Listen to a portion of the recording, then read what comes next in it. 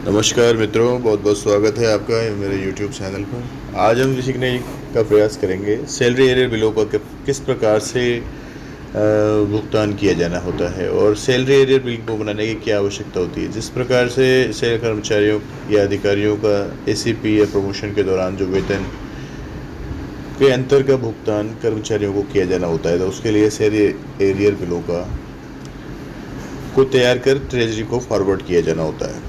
तो इस प्रकार के बिलों को बनाने के लिए सर्वप्रथम आपको क्या करना होगा, इसके लिए आपको आना होगा IFMS 3.0 के होम पेज पर। IFMS 3.0 होम पेज पर आने के बाद आपको IFMS 3.0 बटन पर क्लिक करके SSO पोर्टल पर स्थानांतरित हो जाना है और वहां से आपको DDO साहिबान की ID से लॉगिन कर लेना है। लॉगिन करने के बाद IFMS 3.0 से लॉगिन करके आपका स्वागत वेलकम स्क्रीन पर आपको आना है। वेलकम स्क्रीन के बाद DDO सेक्शन में एम्प्लॉय मैनेजमेंट टैब के अंदर बिल सेक्शन में आपको आना है बिल करेक्शन बल्क में जिस पर्टिकुलर कर्मचारी अधिकारी का आपको सैलरी एरियर का भुगतान करना है उसका नाम आपको सर्च बॉक्स में लिखना है सिलेक्ट करके और यहाँ पर उसको सिलेक्ट कर लेना है। उसके बाद आपको फाइनली यहाँ पर डाउनलोड फॉर्मेट में जाकर ये सारे डिटेल सेलेक्ट करने हैं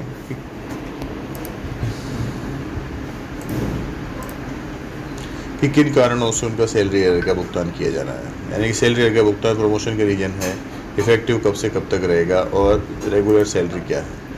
और उसमें आपको सारे के सारे जो वेतन से कटौती है संबंधित डिडक्शन से या फिर अलाउंस है उनको सेलेक्ट कर लेना है। जैसे कि बेसिक पे, NPA, DNS allowance, HRA, income tax, SI premium, GPF।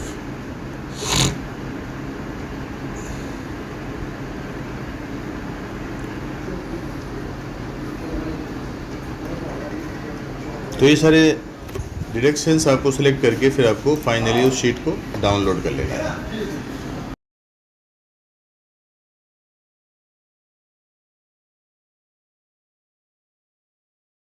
Excel sheet download होने के बाद में आपको एक्सेल शीट में क्या क्या करेक्शन करने हैं वो समझ लेने का प्रयास हम करते हैं। उसको जैसे आपने एक्सेल शीट जो डाउनलोड होगी मित्रों,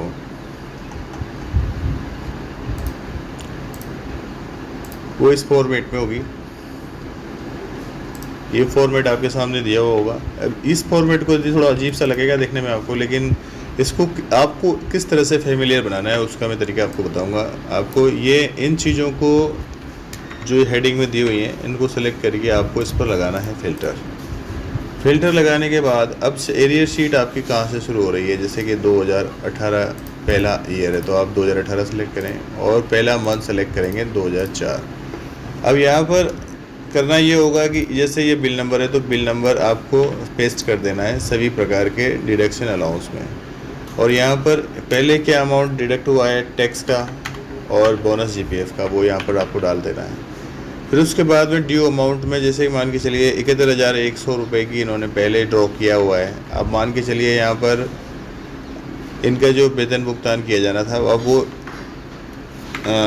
कुछ और रेंज में है। मैं ओरिजिनल शीट आपको दिखाता हूँ जो हमने बनाई है। अब जैसे कि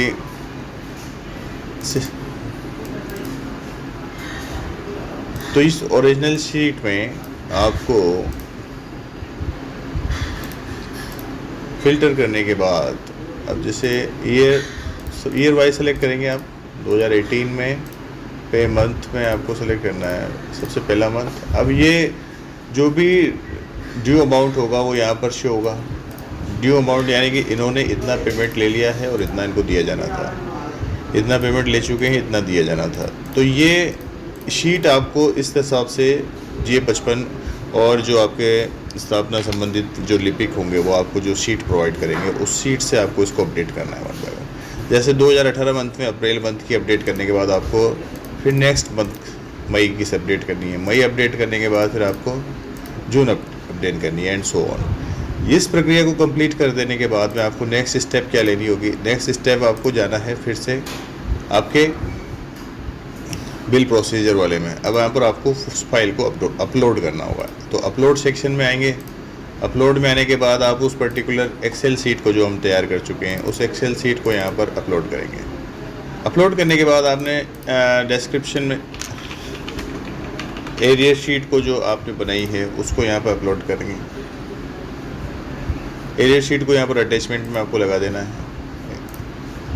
फुली सेव होगा। सेव होने के बाद रिक्वेस्ट में आएगा। अब ये एरिया आपको शो हो रहा है, इसको आपको प्रोसेस करवा देना है।